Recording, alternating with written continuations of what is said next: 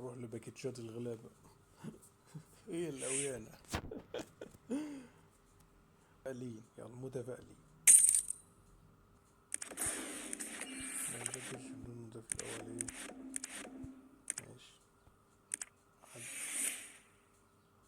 أيوه هي دي كده.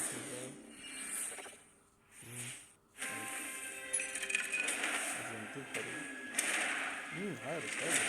اوه تمام. تسيب. يلا بسم الله.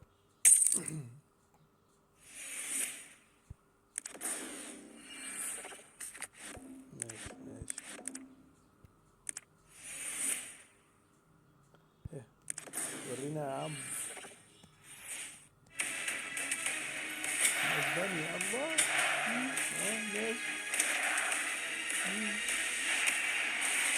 يا سلام. ماشي. صار لنا ماتشين كده نعلي التقييم.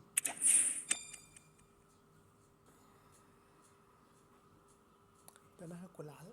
ذلك سنشاهد فيها مباراة اليوم ونتوقع منها الكثير. معكم فارس عوض من كابينة التعليق، وسعيد جدا بالتواجد معكم لمتابعة هذه المباراة. الملكي ريال مدريد يواجه فريق ريال مدريد. انطلاقة رائعة هنا، قد كرة خطيرة للتقدم في النتيجة. اوهو سك اكيتيتش.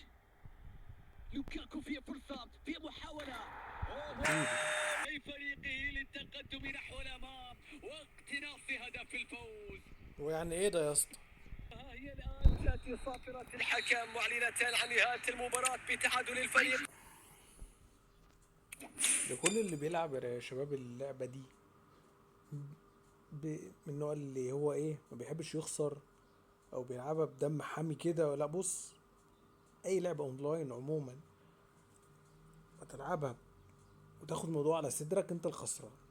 الماتش اللي فات ده هنجد جاب جول، دخل انا انفراد هنجد في اجواء رائعه جدا. النت زي ما انتم نتمنى شايفين بان تكون المباراه 60 ما مثيره بتقلش ايضا. عن 60. محدثكم انا قاعد فارس جنب عوض من الراوتر كابينه والنت التعليق. كويس جدا، الطموحات مفيش حد عاليه والامال غيري كبيره شغال. في هذه المباراه.